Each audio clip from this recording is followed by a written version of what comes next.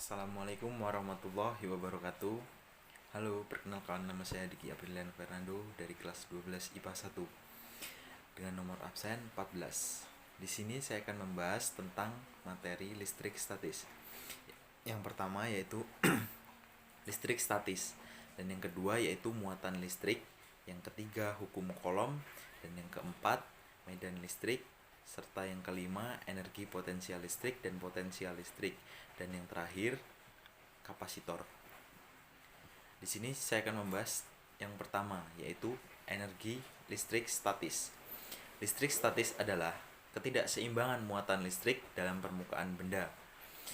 Muatan listrik tetap ada sampai benda kehilangannya dengan cara arus listrik melepaskan muatan listrik.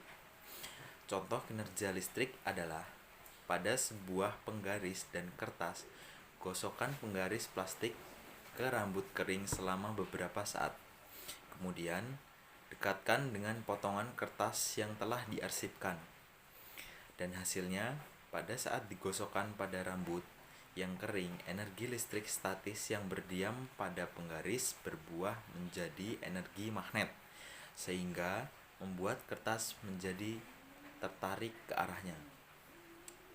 Yang kedua yaitu muatan listrik. Sebagai contoh ada di samping ya. Yang pertama muatan listrik, yaitu muatan dasar yang dimiliki suatu benda yang membuatnya mengalami suatu gaya pada benda lain yang berdekatan dan mempunyai muatan listrik. Sifat-sifat muatan listrik terdapat dua jenis, yaitu muatan listrik positif dan muatan listrik negatif. Apabila kedua jenis muatan yang sama didekatkan, maka akan terjadi gaya tolak menolak. Dan apabila kedua jenis muatan yang berbeda didekatkan, maka akan terjadi gaya tarik menarik. Dan yang ketiga adalah hukum Coulomb. Hukum Coulomb adalah besar gaya tarik menarik atau tolak menolak pada benda bermuatan listrik yang berbanding lurus dengan hasil kali kedua muatan dan berbanding terbalik dengan kuadrat jarak.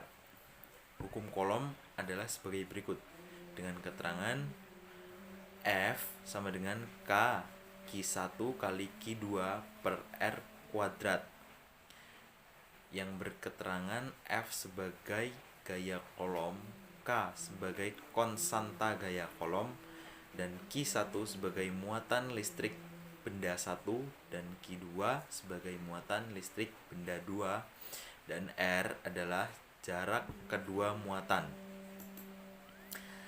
Yang keempat yaitu adalah medan listrik.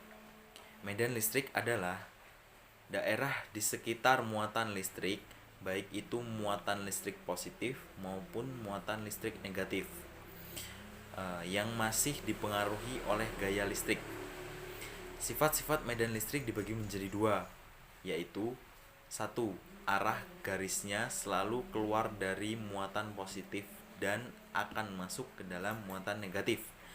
Dan yang kedua yaitu garis-garisnya tidak boleh saling berpotongan. Semakin banyak garisnya, maka semakin kuat pula medan listriknya. Yang kelima yaitu energi potensial listrik dan potensial listrik. Yang pertama yaitu energi potensial listrik. Energi potensial listrik adalah usaha yang dilakukan gaya Coulomb untuk memindahkan muatan uji dari titik ke titik lainnya. Yang kedua yaitu potensial listrik. Potensial listrik adalah jumlah usaha yang akan diperlukan untuk memindahkan unit muatan dari titik referensi ke titik tertentu dalam lapangan tanpa menghasilkan akselerasi. Rumus energi potensial yaitu sebagai berikut.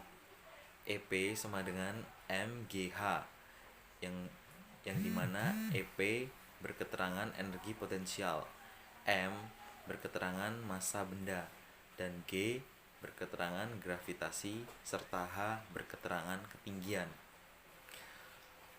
Rumus potensial listrik yaitu A sama dengan W per Q dengan keterangan A sama dengan benda potensial listrik atau volt, W sebagai energi listrik dengan joule, serta Q muatan listrik dengan keterangan kolom. Dan yang terakhir yaitu adalah kapasitor. Kapasitor adalah komponen elektronik yang berfungsi untuk menyimpan muatan listrik dalam dunia elektronika. Kapasitor dilambangkan dengan huruf C. Rumus kapasitas kapasitor adalah sebagai berikut. C sama dengan kapasitas kapasitor. CO sama dengan permitivitas ruang hampa, serta A sama dengan luas penampang masing-masing keping, dan D sama dengan jarak antar keping. Energi kapasitor dengan rumus W sama dengan setengah Q2 per C sama dengan setengah QV setengah CV kuadrat. Jenis-jenis kapasitor yaitu dibagi menjadi dua, yaitu kapasitor seri dan kapasitor paralel. Sekian dari saya, terima kasih. Wassalamualaikum warahmatullahi wabarakatuh.